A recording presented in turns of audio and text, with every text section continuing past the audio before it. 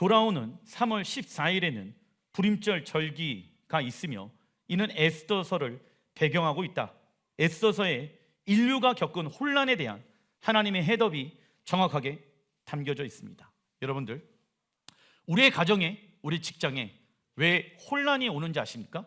왜 혼돈의 카오스가 일어나는지 아십니까? 중요한 것은 땅의 기초는 무엇입니까? 하나님의 말씀이에요. 그러니까 왜 우리나라가 지금 혼돈 가운데 있느냐? 계엄령을 일으켰던 대통령이 갑자기 이렇게 되어지고 왜 혼란과 혼돈 가운데 있느냐? 법이 자꾸만 흔들리기 때문이다. 그리고 에스더의 주요 인물은요, 에스더, 하다사, 음메와 이며 모르드게와 이들을 공격하는 총리 하만이 등장을 합니다. 그래서 이번 주는 모르드게를 묵상하며 다음 주에는 에스더 여왕에 대해서 말씀을 전하겠습니다. 에스더 9장 26절, 무리가 불의의 이름을 따라 그 두 날을 불임이라 하고, 유대의 성경을 보게 되어지면 그래서 두 날이라고 나와 있잖아요. 목요일부터 그래서 토요일까지 이 날을 불임절이라고 이야기를 합니다. 불임의 히브리 원어의 뜻은 제비 뽑기입니다. BC 450년경 이스라엘이 하나님의 말씀에 불순종하여 약속의 땅에 쫓겨난 이후 페르시아의 지배를 받게 되어집니다. 페르시아는 지금의 어디다? 이란이죠? 이라크죠? 이때 유대인 모르드게는 페르시아 왕의 권력을 대항하는 총리 하만에게 절하지 않게 되어집니다. 화가 난 총리 하만은 유대인들을 다 멸절하려던 날을 제비를 뽑아 아달월 13일로 정하게 되어진다. 그러나 이 계획이 오히려 역전이 되어, 여러분들, 이번 달은 아달월인데 납달리 지파의 달, 역전의 달. 할렐루야. 그러면 여러분들, 하나님께서 우리를 세상과 역전시키는 방법은 무엇으로 역전시킬까요? 하나님의 말씀이죠. 복음의 능력이죠. 그 안에서 우리가 해야 될 것은 내가 죽고 주가 내 안에 사셔야 됩니다. 목사님, 역전 아닌 것 같은데요? 내가 죽어야 되면은 오히려 내가 패배되어지는 것 같은데요? 걱정하지 마세요. 부활의 새 생명의 역사가 여러분들의 가정과 직장 가운데 있을지라 믿습니다. 이게 하나님이 무엇하는 방법이다? 역전하시는 방법이다. 이번 달에 여러분들의 삶 가운데 돌파와 역전의 역사가 있길 주의 이름으로 축원드립니다. 그래서 유대인들은 아달월 14일을 기념하여 불임이라고 부르고 이를 제2의 유월절로 여기며 해방과 구원과 기쁨의 날로 여기고 있다. 하나님은 우리를 이번 달 납달리 지파로 경쟁하여 이길 원하신다. 우리가 세상의 방법으로 경쟁하는 것이 아니라 적어놔 주십시오. 하나님의 방법. 경쟁을 하게 되어졌을 때는 하나님의 방법으로 경쟁하고 이겨야 하는 것이다. 대표적인 방법은 예수와의 보혈을 의지하여 왕이신 하나님의 보좌 앞으로 나아가 작전 명령을 듣는 것입니다. 에스더 3장 1절 읽어보겠습니다. 그 후에 아수에로 왕이 아각 사람 함무다다의 아들 하만의 지위를 높이 올려 함께 있는 모든 대신 위에 두니 대궐문에 있는 왕의 모든 신하들이 다 왕의 명령대로 하만에게 꿇어 절하되 모르드게는 꿇지도 아니하고 절하지도 아니하니. 아멘. 자, 하만이 나오죠. 근데 하만이 어떠한 사람입니까? 아각 사람이라고 나와 있습니다. 그걸 잘 기억해 두시길 바랍니다. 에스더를 이해하려면 페르시아 다리오 왕을 이해해야 된다. 다리오 왕은 세계 정복을 꿈꾸는 그리스와 전쟁을 하게 되어지는데 어디에서 패배하게 되어집니까? 마라톤이라는 지역. 그리고 다리오 왕 아들 크세르크세스 왕, 히브리 원어로 아하수에로 왕이 나옵니다. 복수를 위해 영화 보게 되어지면 용사 300 있죠? 파르타에 침략하여 300명의 전사를 전멸시킨다. 그리고 아하수에로 왕은 그리스와의 전쟁을 준비하면서 와스테이 왕비를 폐위시키고 새로운 왕비 에스더를 세우게 되어지지요. 그리고 왕의 권력을 대항하는 총리 하만을 등장하는데 유대인 모르드게는 하만에게 절대 절하지 않습니다. 그런데 왜 모르드게는 절대 권력을 가지고 있는 하만에게 절하지 않았을까요? 에스더 3장 1절을 보게 되어지면 하만은 아각 사람의 후손이었다라고 합니다. 그런데 아각은 아말렉 족속의 왕이었다라는 것이죠.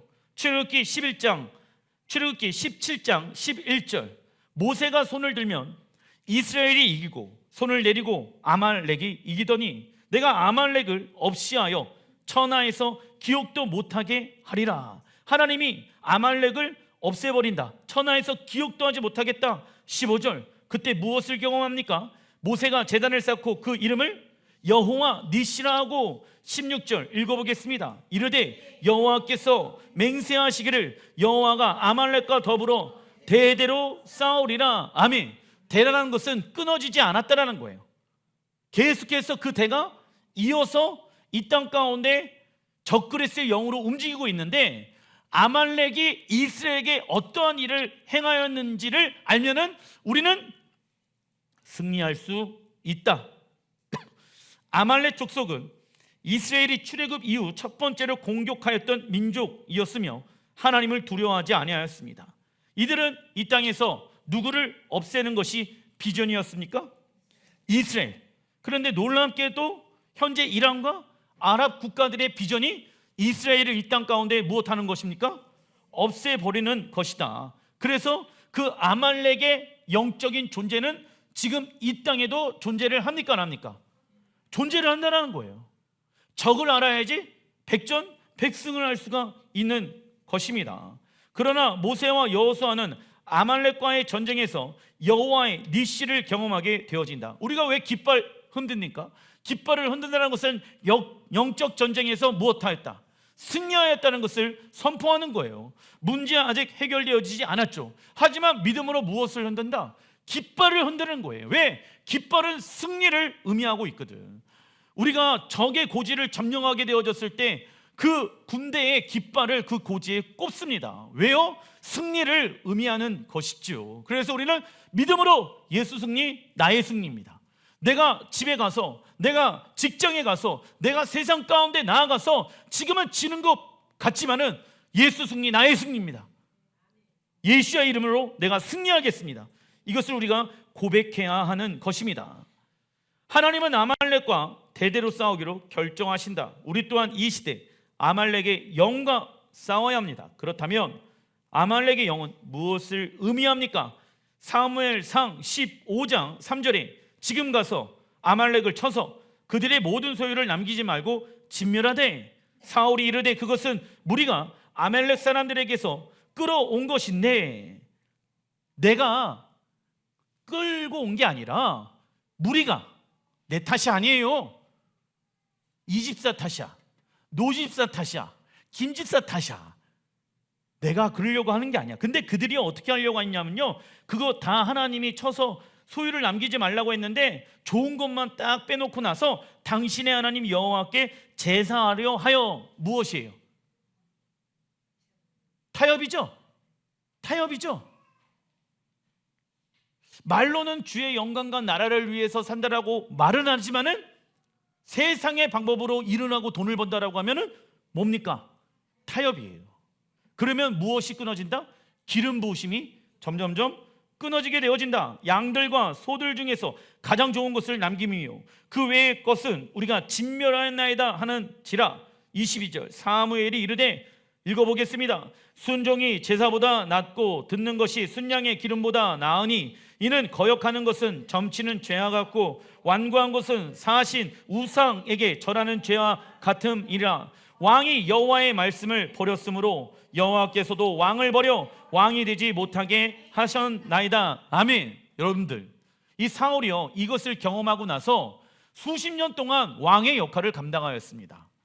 근데 뭐라고 얘기하고 있습니까? 사무엘이 당신이 하나님을 버렸기 때문에 하나님도 어쩔 수 없이 당신과 함께 할 수 없습니다. 그래서 이 사울 왕이 수십 년 동안 누구의 방법으로? 자신의 의로, 방법으로, 세상의 방법으로 왕 노릇하였다라는 거예요. 그러니까는 어떻게 되어지겠습니까? 이스라엘이 어려워지는 거예요. 하나님은 아말렉의 모든 것들을 멸하라라고 말씀하셨지만 사울과 이스라엘 백성들은 좋은 것을 남기고 가치 없고 하찮은 것만 진멸하였습니다. 이는 하나님보다 더 좋은 생각, 적어놔 주십시오. 자기 합리화, 인본주의. 자기 합리화, 인본주의. 내가 옳아, 내가 봤었을 때는, 이게 문제라는 거예요. 여러분들, 무언가 분별해야 되는 상황이 벌어졌을 때, 내가 봤을 때는이 아니라 이 환경과 사람들을 무엇으로 봐야 됩니까? 하나님의 말씀으로 비춰보는 훈련을 해야 된다. 그렇지 아니하면 신본주의가 인본주의로 타협하게 되어진다. 그런데 사울이요, 끝까지 회개하지 않습니다. 끝까지 뭐라고 얘기합니까? 좋은 거 남겨놓은 것은 하나님을 위해 남겨놓은 거야 라고 계속. 자기가 옳아요, 틀려요? 지금 틀렸잖아. 이걸 무슨 영에 사로잡혀 있다? 미혹의 영에 사로잡혀 있다. 자기 합리화하다 보니까는 결국 자기가 틀렸는데도 불구하고 자기가 무엇하고 있다? 맞다라고 생각하고 있는 거야. 우리도 종종 그럴 때가 있다라는 것입니다. 그런데 무엇으로 나를 보지 못하게 되어졌을 때? 하나님의 말씀으로. 그래서 우리는 적용하는 훈련을 해야 되는 거예요. 주일날 말씀 딱 읽었어요. 말씀 들었어요. 그러면 한 주간 토라 포션을 통하여서, 말씀을 통하여서 내 삶을 어떻게 비춰보아야 할 것인가. 그렇지 아니하면은 너무나도 쉽게 우리는 자기 합리화시키고 인본주의적으로 하나님을 믿게 되어지는 일들이 일어나게 될 것입니다. 누구나 자기 입장에서만 말을 하게 되어지면 자기 합리화에 빠지게 되어진다. 그래서 우리는 하나님의 입장에서 말하는 습관을 길러야 한다. 그리고 우리는 환경을 개선할 필요가 있습니다. 우리가 무엇을 읽고, 무엇을 듣고, 무엇을 보고, 누구를 만나고, 무엇을 말하느냐에 따라 우리의 무엇이 결정되어질까요? 믿음, 생각은, 말은, 감정은 다 믿음과 연결되어져 있는 영역이죠. 그래서 나는 무엇을 읽고 듣고 보고 만나고 말하느냐에 따라서 우리의 믿음이 결정되어지는 거예요. 왜? 거기에 영향을 받기 때문입니다. 우리가 내가 주인 되어진 생각으로 살아가는 이들을 만나요. 그리고 세상 가치의 기준과 성공을 위해 살아가는 이들과 교제해요. 돈과 쾌락과 권력을 최우선순위에 두는 미디어를 본다라고 하면 우리의 믿음은 무엇할 수 없다. 그래서 예수야를 제대로 믿길 원한다라고 하면 친구들부터 정리해야 되는 거야. 그래서 우리 주변에 누굴 둘 것인가를 결정해야 우리의 신앙과 믿음이 자라날 수 있습니다. 그리고 사무엘 선지자가 사울의 잘못된 믿음을 지적하자 아말렉의 영에 사로잡힌 사울은 좋은 것을 가져다가 하나님께 제사 드리고 위에 남겨놨다라고 말합니다. 이처럼 아말렉의 영은 적어놔 주십시오. 미혹의 영으로 일하며 자신의 잘못된 행동을 책임지기를 거부한다. 그 결과 사울이 어떻게 되어집니까? 사무엘하 1장 1절, 사울이 죽은 후에 다윗이 아말렉 사람을 쳐 죽이고, 결국 사울이 누구에게 죽습니까? 아말렉 사람에게 죽어서 다윗이 그 사울을 죽였던 사람들을 다시 죽입니다. 애초에 사무엘이 처음에 아말렉 사람 모든 것들을 멸하라고 했으면 사울이 죽어요, 안 죽어요? 안 죽어. 그러니까 이 타협이라는 것은 작은 타협이야. 영적 전쟁에서 막 정말 엄청난 영적 전쟁에서는 다 기도하고 이게 영적으로 문제가 있다는 것을 알고 있기 때문에 예배드리고 한단 말이에요. 그런데 이 작은 타협이 우리의 영적으로 세워놓은 모든 것들을 한 번에 와르르 하고 무너뜨리게 되어진다. 그래서 작은 타협은요, 우리에게 무엇을 가져다 주는지 아십니까? 영적 파산이에요. 영적 사망인 거예요. 타협의 영의 결과는 영적 파산, 영적 사망을 가져다 온다. 에스더 3장 4절, 날마다 권하되, 날마다 권해요. 왜? 모르드게요, 당신만 하만에게 절하면 우리 다 편합니다. 당신 한 사람만, 엄마만, 아빠만 교회 안 다니면, 아니 다니긴 해, 타협하면서 다니면 좀 대충 신앙생활 남들처럼 그냥 편안하게 한다라고 하면은 왜 이렇게 유별나게 해? 근데 사실 유별난 게 아니라 그 사람이 정상인 거고 나머지가 비정상인 거예요. 얘기를 하는, 당신만 그렇게 살지 않으면 우리가 다 편하게 살 수 있는데,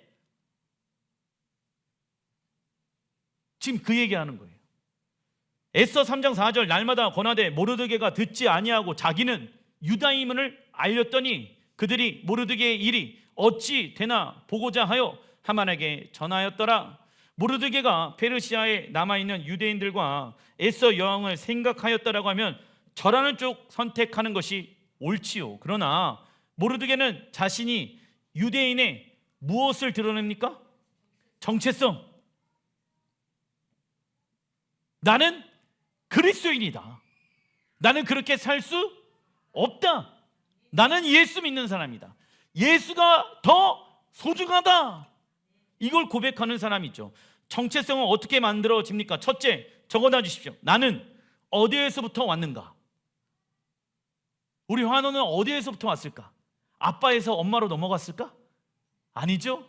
우리는 다 하나님으로부터 왔습니다. 둘째, 나는 무엇을 위해 살고 있는가? 나는 예수와를 통해서 거듭났고 하나님의 자녀가 되어졌습니다. 그러면 둘째, 나는 무엇을 위해 지금 살아가야 하는가? 셋째, 나의 인생의 목적은 무엇인가? 나의 인생의 목적은 무엇인가?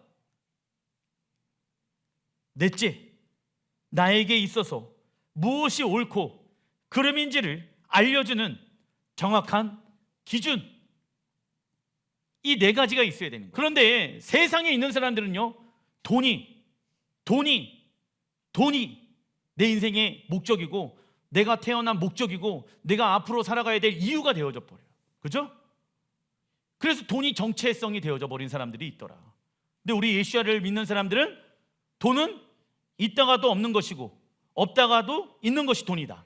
그러나 하나님만이 우리의 삶 가운데 영원히 함께 거하십니다. 왜 이렇게 우리의 정체성을, 가치관을, 세계관을 만들어냅니까? 옳고 그름.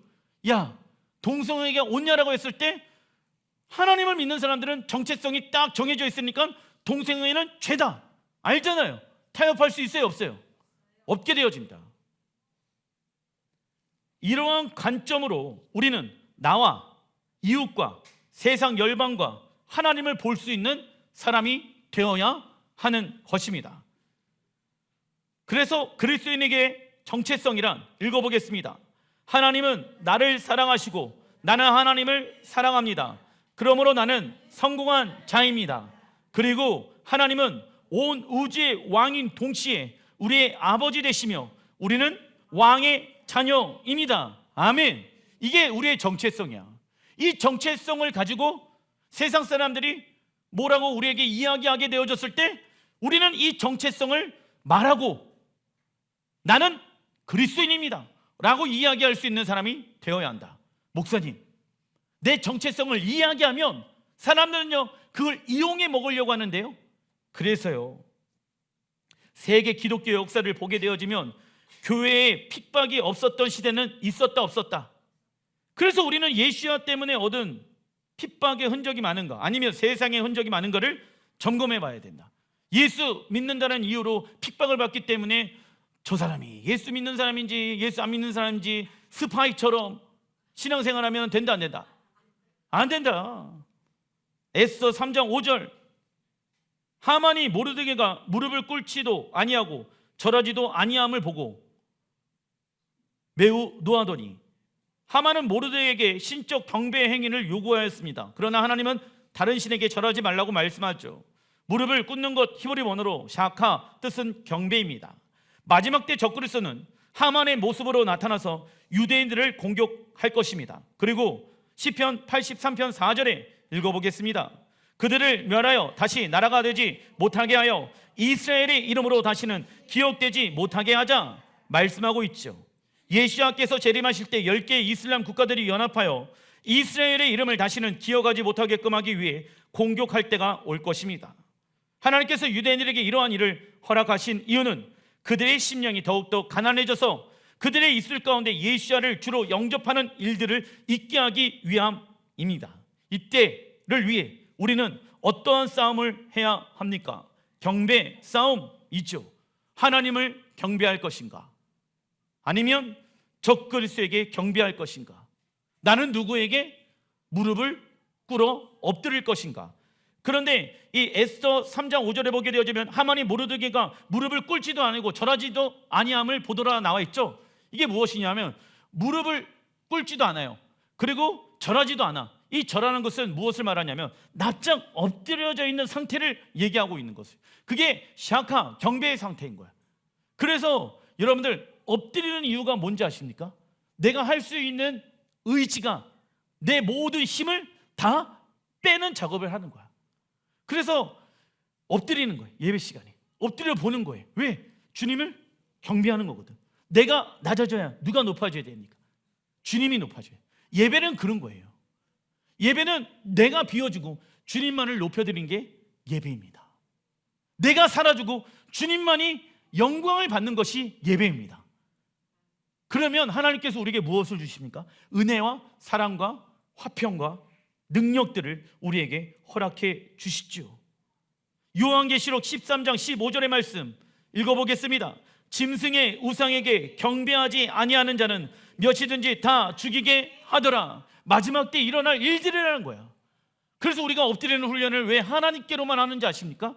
이 날을 위해 우리는 경배 싸움 준비한다. 그래서 실제로 여러분들 적그리스도의 아랍 국가들의 연합과 이스라엘이 눈에 보이는 총과 칼로 싸우게 되어지겠지만 우리는 무슨 군대로? 땅의 군대로 아니면 하늘의 군대로? 하늘의 군대로 경배 싸움을 해야 돼요. 왜? 땅에서는 육체의 싸움인 거예요. 그러나 이 육체의 싸움은 하늘의 싸움과 연결되어져 있다. 그래서 하나님께 경배할 줄 아는 사람들이 이 전쟁에서 승리하는 것을 경험하게 돼요. 모세가 마치 두 손을 올려서 하나님 앞에 이스라엘 백성들을 향하여 기도하게 되어졌을 때 사실 중보였다라고 하지만은 모세가 한 게 뭔지 아십니까? 왕의 보좌 가운데 그냥 나아갔어. 모세가 한 게 그거예요. 왕의 보좌 가운데 나가서 그분께 엎드린 거야. 그분을 경배한 거예요. 그러면은 하나님이 일하시는 거예요. 우리가 그 영역의 일을 해야 될 때가 온다라는 것입니다. 가정에 문제가 생겼어요. 엎드리십시오. 물론 그거 가지고 기도해야죠. 하지만 엎드려서 주님께 내어드린 거예요. 왜? 내가 엎드려야 될 대상은 하나님 외에는 있다 없다? 없기 때문이죠. 그러나 적그리스도에게 경배하지 아니하는 자는 다 죽게 될 거라고 성경은 말씀하고 있습니다. 순교란 읽어보겠습니다. 삶의 현장에서 그리스도인답게 살아내는 것이지요. 우리는 적그리스도의 핍박과 환난 속에서 죽는 것을 두려워해서는 안 됩니다.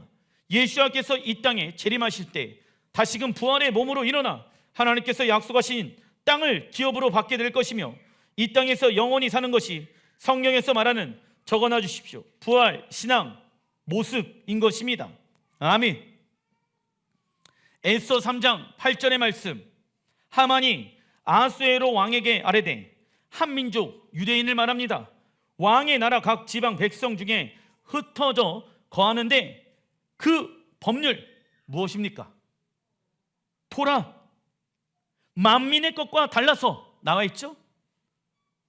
왕의 법률 무슨 법일까요? 세상의 법. 왕의 법을 지키지 아니하노니 용납하는 것이 왕에게 무익하니이다. 무엇을 말합니까? 세상의 법과 하나님의 법이 무엇되어진다? 충돌되어진다. 그때가 온다. 적그리스도는 여러분들 세상의 법을 가지고 세상의 법을 바꿔서 예수를 믿는 사람들과 유대인들을 핍박하게 되어질 것입니다. 그래서 이러한 일들이 다시 일어나게 되어진다. 적그리스도의 말을 따르라. 그래서 다니엘서 7장에 보게 되어지면 때와 법을 바꾼다라고 나와 있죠. 그러나 적그리스도의 법대로 살아가지 아니하는 자들은 어떻게 되어질까요? 죽는 거예요. 그들의 법과 적그리스도의 법과 무엇해요? 다르기 때문에, 부딪히기 때문에, 싸우기 때문에 그럴 때가 온다라는 거예요. 그래서 적그리스도를 우리는 뭐라고 얘기합니까? 불법의 사람이라고 해요. 불법의 사람. 왜? 하나님의 법만이 완벽한데 불법들이 난무하다라는 거예요. 저는 대한민국 보면서 너무 불법들이 지금 많이 있다라고 봅니다. 하만은 왕을 설득하여 특정 인종의 말살을 인가하는 법을 만들게 되어집니다. 그 히틀러도 이렇게 만들어낸 거예요. 유대인을 학살하는 법을 만들어서. 그것은 모든 유대인들을 죽이고 그들 소유를 취해도 된다는 법이지요. 당시 사회 안에 법과 질서는 있었습니다. 그러나 철저한 불법의 시대라고 말할 수가 있었죠. 이 세상 나라의 법을 생각해 봐야 합니다. 많은 이들이 부도덕한 일을 합법화하는 법을 제정한다라고 하면 양심에 꺼릴 것이 없다라고 생각합니다. 그러나 세상 나라의 법 위에 무엇이 있습니까? 하나님 나라의 법, 토라가 있습니다.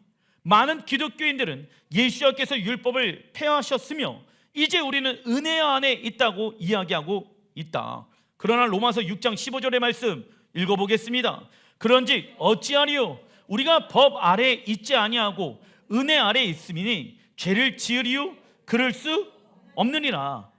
우리가 하나님의 전적인 은혜로 예수의 십자가를 통해 구원이 시작되어졌습니다. 그렇다고 해서 죄를 지으리요? 이 말은요, 여러분들, 유대인들이 봤었을 때 율법의 기능 중에 하나가 무엇이냐면 죄냐 죄가 아니냐는 것을 알려주는 거거든. 그러면 내가 아무리 은혜 안에 있다고 하더라도 하나님의 말씀을 어기는 죄를 범하는 게 맞냐 이거예요. 그게 정말 진정한 자유냐? 그럴 수 없느니라.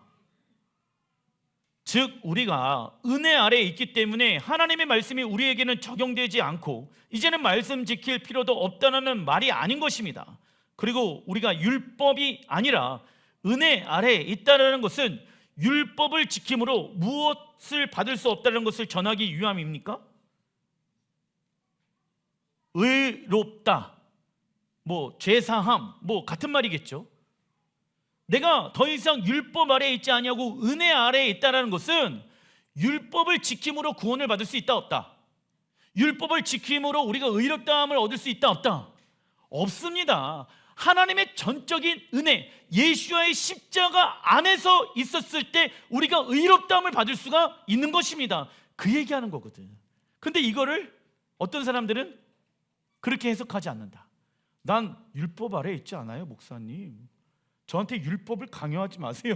난 은혜 안에 있습니다. 그래서 우리가 은혜 아래에 있기 때문에 죄를 지을 수 없고 기쁜 마음으로 하나님의 말씀을 지켜 행하는 것이 성령으로 하나님의 말씀을 준행하는 삶이지요.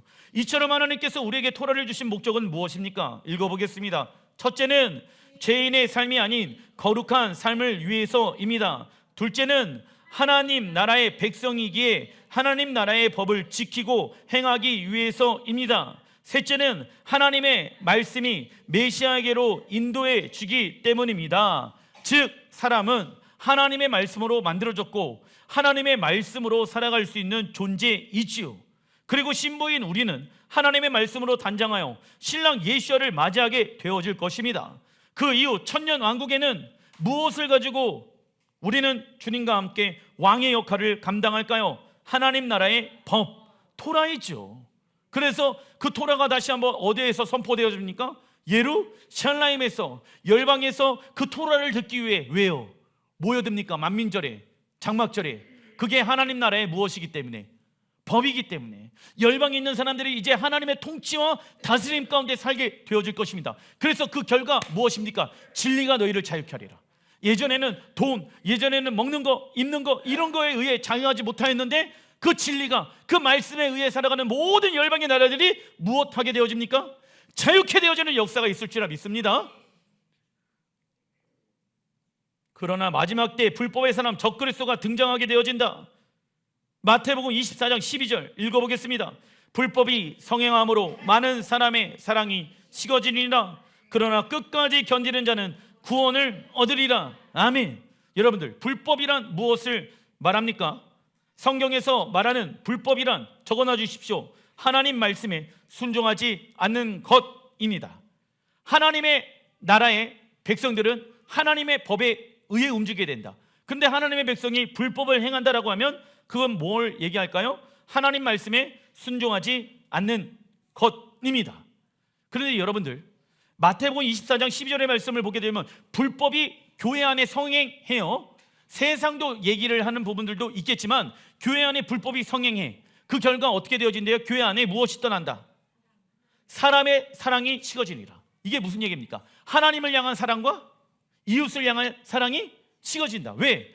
우리는 거룩한 예수와의 신부로 하나님의 말씀을 통하여 하나님이 원하시는 방법대로 하나님을 무엇해야 된다? 사랑해야 되는 거예요. 말씀이 없이는 하나님을 사랑할 수 있다 없다? 어떻게 사랑해야 되는지 구체적으로 나와 있는 게 하나님의 말씀이거든. 그래서 하나님의 말씀을 통하여 신부는 단장할 수 있는 것이고, 신부는 그 하나님의 말씀으로 하나님을 사랑할 수가 있는 거예요. 그런데 교회가 하나님의 말을 따르지 아니하고 불법을 행한다. 그러면 점점점 하나님 사랑, 이웃 사랑을 하기 싫어한다. 그러나 뭐라고 얘기합니까? 끝까지 견디는 자는 구원을 얻으리로다. 하나님이 원하시는 방법으로. 왜 끝까지 견딥니까? 반드시 하나님의 말씀을 통하여 이 땅을 통치하고 다스릴 때가 온다 안 온다? 온다는, 우리는 그걸 믿어요. 우리는 부활하여서 주님과 함께 열방을 통치하는 왕으로 부르심을 받을지라 믿습니다. 그때 와요. 오기 때문에 우리는 지금 무엇한다? 예행 연습한다라는 거예요. 끝까지 견디는 자, 끝까지 구원을 이루어가는 자, 하나님 말씀 붙잡고 나아가는 자, 그래야지 그 영광스러운 날을 경험할 수 있습니다. 그러나 쉽게 살아가고 쉽게 타협하는 사람들은 끝까지 지키지 아니하겠죠. 죄를 막연하게 덮으려는 이는 하나님의 인자하심과 자비함을 경험할 수 없다. 그러나 죄를 고백하고 죄를 버리는 사람들에게 하나님은 당신의 자비와 은혜를 부어주십니다. 아시겠죠? 죄를 그냥 내버려두면 된다 안 된다? 정리해야 하나님을 사랑하면 사랑할수록 하나님의 말씀에 순종하기를 갈망하게끔 되어져 있습니다. 그리고 하나님을 나의 신랑으로 여기는 자는 하나님 말씀에 입맞춤으로 하나님과 인격적인 관계를 맺으며 신부로 단장할 수 있는 것입니다. 에서 8장 17절, 왕의 어명이 이르는 각 지방 각 읍에서 유다인들이 즐기고 기뻐하여 잔치를 베풀고 역전의 하나님을 경험한 거야. 그 날을 명절로 삼았으니 본토 백성이 유다인을 두려워하여 유다인 되는 자가 많더라. 누구를 믿은 걸까요? 유대인의 하나님, 이스라엘이 하나님을 믿게 되어질 때가 온다. 저는 그때가 올 줄라 믿습니다.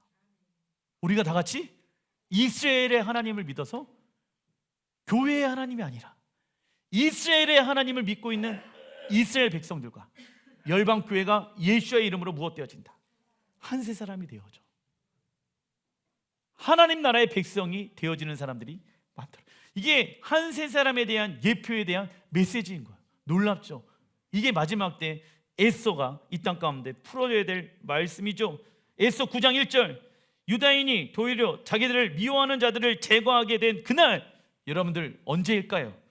유다인들이 미움을 받고 공격을 받고 전쟁에서 어려움을 당하게 되어지는 그날, 대속죄일 날, 그들을 미워하는 자들이 다 제거되어지는 그날, 마지막 때, 그죠? 2절, 모든 민족이 유다인들을 두려워하여 나와 있죠. 능히 막을 자가 없고, 할렐루야. 모든 민족들이, 모든 열방들이 이스라엘의 하나님을 두려워하기 시작할 것입니다. 전 그때가 올지라 믿습니다. 인류 마지막 전쟁인 아마겟돈 전쟁에서 적그리스도는 하만처럼 유대인을 죽이려고 이스라엘을 공격할 것이다. 그러나 이때 유대인들은 예수를 믿지 않는 것에 대한 회개가 일어날 것이며 적그리스도는 하만처럼 심판을 받게 될 것입니다. 그리고 열방은 이스라엘과 함께 하시는 하나님을 두려워할 것이며, 열방은 어떠한 하나님을 믿게 되어집니까? 이스라엘의 하나님을 믿게 될 것입니다. 이때 교회는 유대인과 한 세 사람의 역할을 감당해야 하겠죠. 그래서 우리는 이스라엘의 편에 서야 하는 것입니다.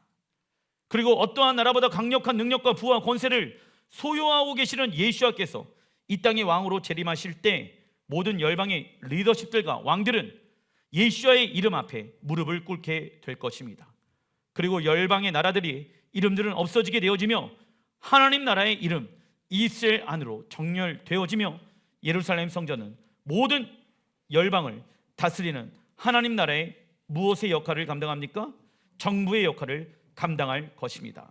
이때 우리는 부활의 몸으로 신랑 예수와를 맞이하게 되며 예수와 함께 천년 동안 열방을 통치하는 왕으로 세워지게 될 것입니다. 말씀을 마무리 짓겠습니다. 마태복음 7장에 보게 되어지면 지혜로운 자는 누구든지 나의 이 말을 듣고 행하라. 모래 위에 집을 짓지 말고 반석 위에 집을 지어라. 우리가 살아가야 될 집, 새 하늘과 새 땅, 새 예루살렘이 이 땅에 내려옵니다. 우리는 그때를 위하여 짧고 짧은 이 땅에서의 시간들을 주님께 맡겨드리고 우리가 세상에게 경배하는 것이 아니라 세상에게 무릎을 꿇는 것이 아니라 하나님께 무릎을 꿇고 영광 올려드리는 삶을 살아가야 된다. 왜냐? 우리는 지금 리허설하고 있습니다. 하지만 진짜가 나타날 때가 곧 옵니다. 기도하겠습니다.